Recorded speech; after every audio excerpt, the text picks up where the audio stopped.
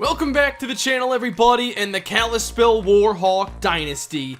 Today I'm going to recap what is set to be the final offseason in this series. I've been playing with the Kalispell Warhawks for a long time. We've been through quite a bit with this team, and Season 14 is going to be the final season of the series. I talked about this in the off-season live stream I did a couple weekends ago, and today I'm recapping the off-season, and we're going to go through the schedule and see what Season 14 could have in store. It's kind of a shorter video. There wasn't really a ton to the off-season this time around, but I knew that going into the opening stage, we had so many key juniors, I was thinking at least one was likely going to declare to the draft. Overall, we weren't coming off our best season, so I'd like to play more with a lot of these key juniors to hopefully end their career in a bit better way, but that's not how it always goes. We took a step back last season. Stanford did as well. They didn't win their bowl game, so let's see if we can rebound in our final season. We start by checking out the coaching changes, and in our worst season in a while, there are no changes. Our coordinators all stay in Kalispell. But how about players leaving? This was the stage I was waiting for. And here we see, not one, not two, but 4 juniors declare to the draft and 3 freshmen look to transfer. Beyond anything I could have expected, we are now going to lose Nick Lindsay, Sylvester Rosthorn, Josh Schmidt, Drake Maddox.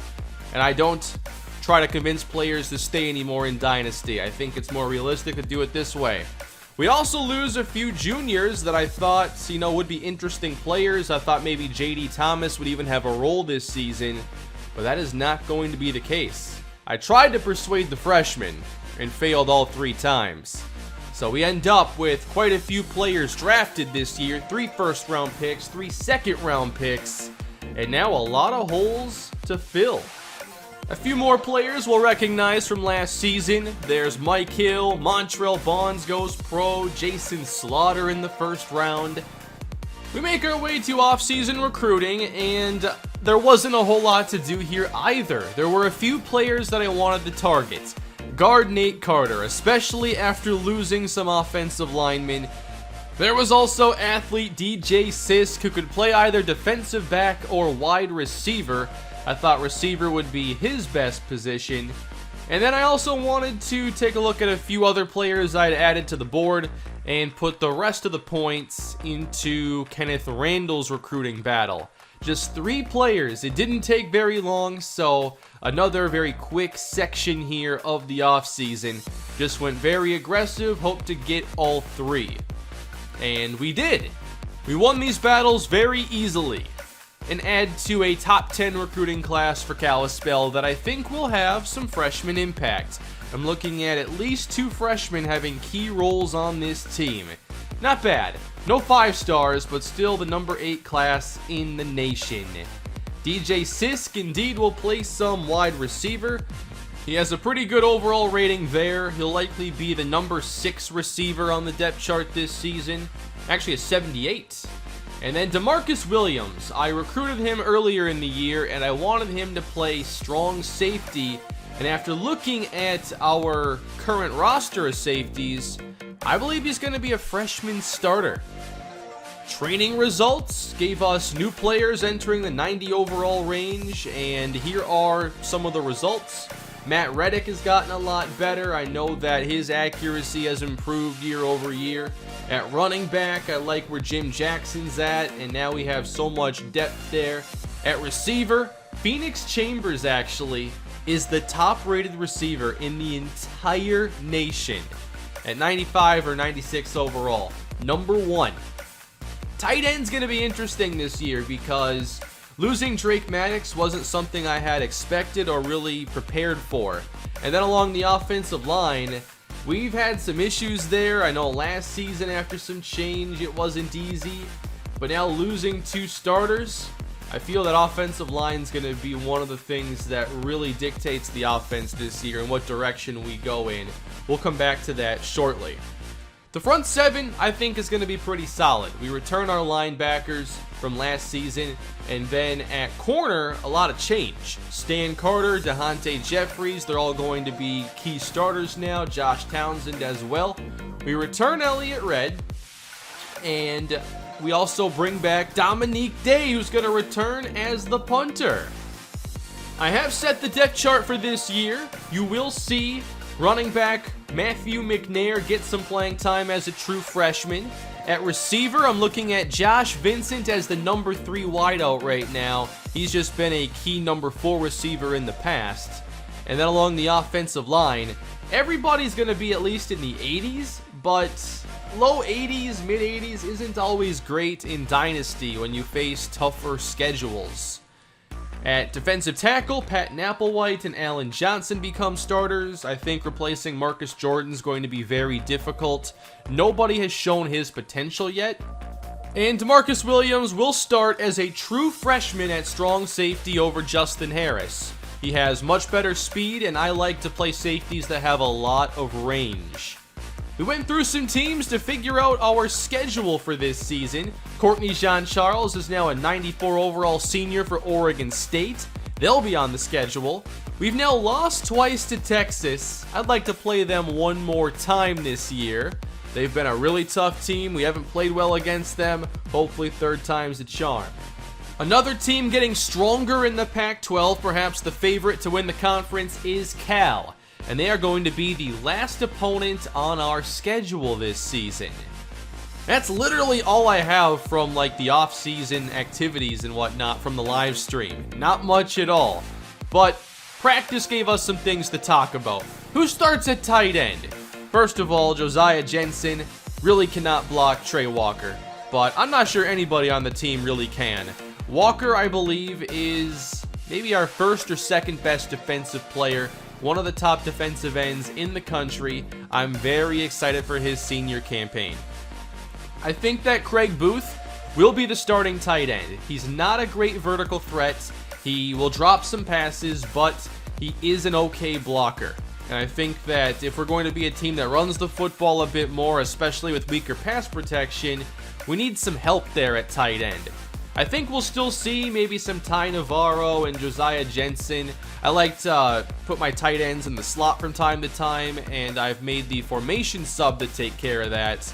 But I think Booth is going to play most of the time. Here we see Josh Vincent working in the slot, taking over Nick Lindsay's role. I'm not fully decided yet on the wide receiver depth chart as far as who's playing the slot, because I normally want like our best route runner there, and that would be Phoenix Chambers. But I also know that in our playbook, the slot doesn't always get the best chances, so I don't necessarily want Phoenix Chambers to do that if it's really all he's going to be doing, because Lindsay didn't really score touchdowns. I want Phoenix Chambers to still have a lot of vertical routes, so we may just keep him and Edwards on the outside. Luke Irvin, though, I'm counting on him being the starting quarterback, although I do think that Matt Redick continues to get a lot better, and you could consider starting him instead. My main thing with Redick is just that as a downfield passer, he's not where Irvin is at all. There was a game late in the year, obviously, last season where I started Redick, and then, had to decide late in the game, okay, it's time for Irvin, and I knew exactly what to do with Irvin. We spread the field out, really stretched the defense, and he showed off the arm talent that made some big throws to help us win that game. And I want to be able to go vertical with these receivers and Luke Irvin. The one thing that will hold us back there is just the play of the offensive line, and I don't think they're going to be very good. So if that's the case, what offense do we run if we can't go vertical and the offensive line hinders us? Well, this brought us to talk about the idea of the option and not the spread option. The Flexbone offense, like we see from Army and other option schools. We tried to run some Flexbone here in the practice. I tried out Georgia Tech's playbook with Matt Redick, and I think it's an interesting idea. We're not necessarily switching the entire offense to all of a sudden an option attack, but it's one way to mask offensive line issues. because you're using so much misdirection. You can use a variety of alignments, and this will make it easier for you to potentially run. And we have really good running backs. We have Redick, who can still throw from these formations. So what I've done is I've added some Flexbone to our regular Kalispell playbook. I think I've added about 40 plays out of 3 formations.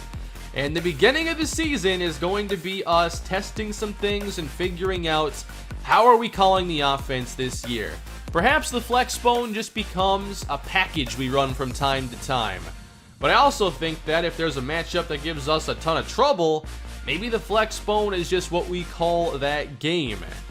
I don't think it'll be our main offense, but I played with it here a little bit. It was definitely fun, and I think that we have the personnel to run it if we want to. Jim Jackson, Sean Merville, Matthew McNair, they'd all be great backs for this offense, and I think Redick would definitely succeed. So we will give it a shot in the first couple games of the year. I've put together the schedule. It's going to be tough once again, but the beginning of the schedule gives us a couple easier games to figure out what our plan of attack is going to be. I don't think this team is going to be the best version. I'm not even sure we're going to be as good as last season, but we'll find out soon enough. We open against Wyoming and Hawaii, 2 Mountain West rivals from the past in the series. We'll travel to Wisconsin, host Oregon State and North Carolina, before traveling to Army, Texas, hosting Minnesota and Arkansas. Then we travel to Florida and Stanford and wrap up the season against Cal. There were a few more things I wanted to do to the schedule, but there were just so many weeks where I had like 6 options, or in the case of like Stanford, there was like 1 week I could have even decided. I wanted to play them a lot earlier in the season because I would like for us to have a chance to maybe meet in a bowl game or something, and if we play late in the season, that usually means that like if we're ranked and you lose late, you're going to end up separating in the standings, and I wanted time for us to come back together. For the Heisman watch, right now, they're thinking maybe Jim Jackson has a chance. And certainly he's going to get the football a lot. I love to run the football a ton this year. And as far as the Flexbone offense goes, I have made the adjustments in the formation subs, which are for some reason still bugged. I can only make like 13 formation subs out of 50, which is not enough. And I tried to actually get some practice gameplay of us running a few of these different formations, but formation subs oftentimes cause issues here in Dynasty, and you can't load into practice. The game actually freezes, your console freezes, and that's what happened here. So I didn't get any footage, but here are the plays that I added. 3 different formations. I have one with 2 receivers to one side, one where it's more balanced, and then a 3-receiver set. So pretty good variety. There are a lot of interesting plays here. And after playing like so much Dynasty, I mean, I've played nearly 25 years of Dynasty in this game. This is something I haven't done, plays I've never run before, and it's pretty interesting because I've seen a lot of option offenses. Obviously in Dynasty, like the game kind of favors teams becoming option schools, and the ones that do run it tend to be very good. So I've seen some play design where I'm like, wow, I want to try that. Well, we're trying it, starting week 1 against Wyoming. This is a team that we used to play back in the Mountain West days, and we certainly have become a much better team since those meetings. Haven't played Wyoming in quite some time. They are the weakest team on our schedule, and I'm counting on us to hopefully win and figure out partially what we're going to be doing this year. Their top player is Ross Mastorovich, the corner from Billings, Montana, and he will have a chance to take away one of our top receivers. Their quarterback is Ricky Massey, and we'll see if we can get a good win in week 1. That is where season 14 will begin, and where the last season of Kalispell Dynasty football will begin. Thank you all for watching. I hope you enjoyed today's episode of the series. We're kicking off year 14 soon, and I can't wait to see how this year unfolds. It could be a really interesting one. Let me know what you're excited about down below in the comment section, and don't forget to leave a like and subscribe. and I will see you all next time. Have a great day.